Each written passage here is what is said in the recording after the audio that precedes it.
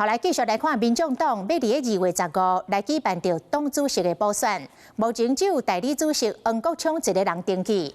蔡碧如伫登记截止进前接受着访问，伊讲伊有传消息给黄国昌，但是无读无回。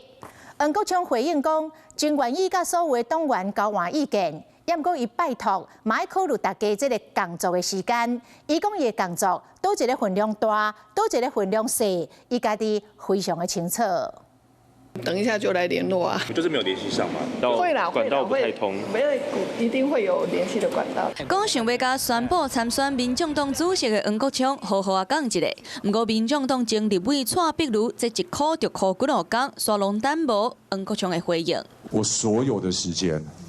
除了处理党务，就在处理立法院的事务。我昨天离开立院党团的时候，大概是晚上11点。讲是为着立院的代志无用试试，不过着黄国昌宣布参选民众党的主席了后，到今嘛，蔡碧如嘛也未讲出会全力支持黄国昌，嘛互外界认为讲黄国昌的工业竞选有变数。跟所有的党员，大家有机会交换意见，我一定乐意制止啊。